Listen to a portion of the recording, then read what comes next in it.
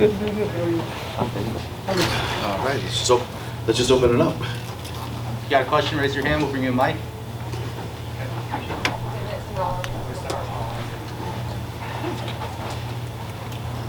Scott, you good to go? All right. Scott, congratulations on a great event.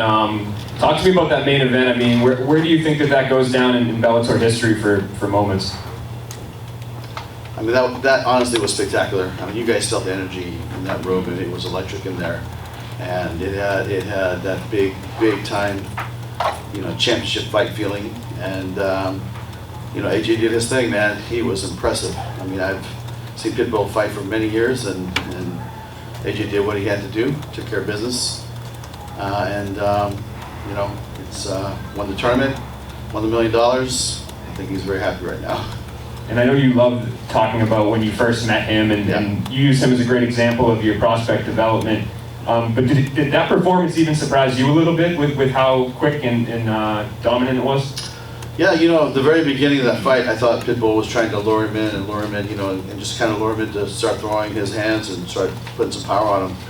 But, I think that AJ completely dominated the fight, and then I think, pretty much he was out, and then he was out again. It seemed like that, he got choked out, and it was, it wasn't his night. Pitbull's a great fighter. He's been a great champion. I mean, AJ is just, he's a rising star that became a big star tonight. Hey Scott, right back here. Obviously, a lot of talk going into the fight was that if AJ wins, the possibility of running it back at 155 for Pitbull's title. Just your initial thoughts on that strategy, or what you might have in mind for the future.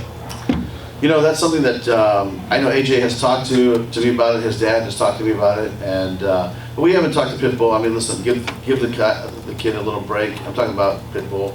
Give him a little break. Let him see what he wants to do.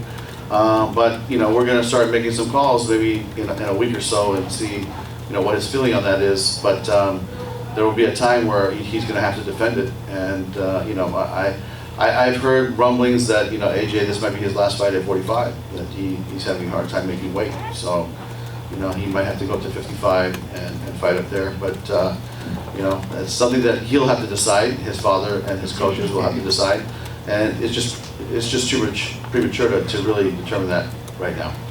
As the promoter, how do you build on just this moment for AJ MCKEE? He's already been, the homegrown star. Just how do you, what is your part now in getting him even further out there and letting more people know just how special this kid is? I mean, I think that if you look at the promotion behind this fight, I mean, I think that the PR team, the digital team, Showtime, everybody did, all parts I felt were really in alignment, and they did a great job promoting this fight.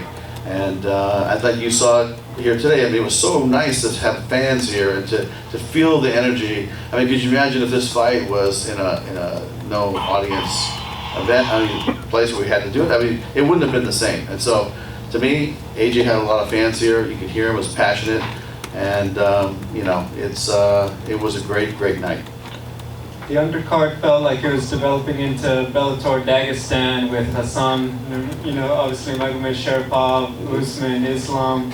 Just can you talk a little bit about how everyone performed? And a lot of the guys seem to be, targeting that Fedor card in Moscow. Just your thoughts on that? Yeah, I mean, we invited Usman to fight in Moscow because I don't think he's injured. So I talked to his manager before he left, and we're looking forward to having you fight again. We just want to keep him busy and keep him fighting, keep him developing. And listen, the fighters from that region have proven that they are dangerous and have fought many different places and had dominance in a lot of areas. So to me, it's something that we're going to find the stars or the fighters that we want to build or have them compete in Bellator, and we're going to continue to fight them. And I think you just saw a few tonight. And if you talk about the Russia card, I mean, I think we probably have 15, 20 really good Russian athletes, CIS territory athletes, and they're dangerous athletes over there. So we're looking for the world's best, and they're from that region as well. And speaking of that Russian card and also potentially other abroad cards, Are you worried about the rising COVID cases and those cards actually happening? Is there any backup plan in case that doesn't happen? You know, I'll tell you, we are monitoring closely, obviously. I mean, when we planned our France event, Paris event last year, when we planned it, it was half capacity. We were going to have 9,000 to 10,000 people there. And then COVID hit, started getting rising, and we started getting cut.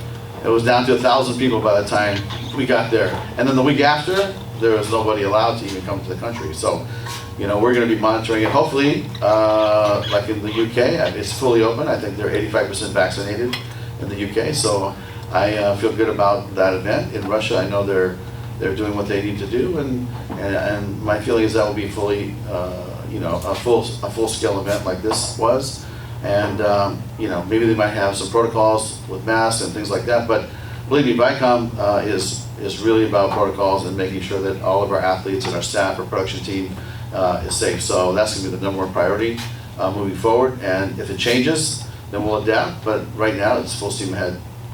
Would it be possible to take that entire card if, you know, you can't go to Russia, bring it back to Connecticut, or is that just? Yeah. I mean, I think about if that Russia card, because listen, Fedor wants to fight, and these guys want to fight, so we're going to fight them. And so if Russia, you know, if they're on lockdown and COVID starts ramping up to the point where we can't do it there, then of course we would find an alternate location.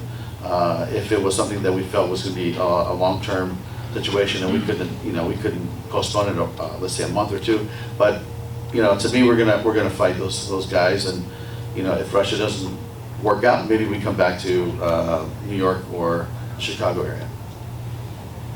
Hey, Scott, down here to your left.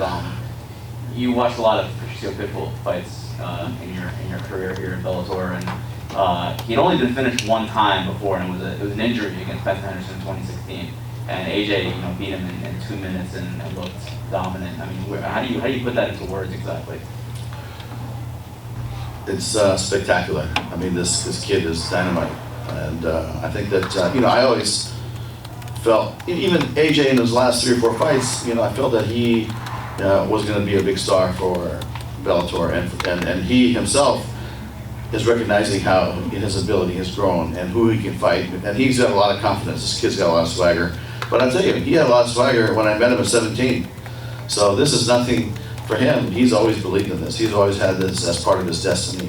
Growing up in his dad's school at 3 or 4 years old, you know, and just growing up in the MMA community, this is nothing new for him. So he had a spectacular showing. It's probably one of the greatest finishes, I think, in the history of this company.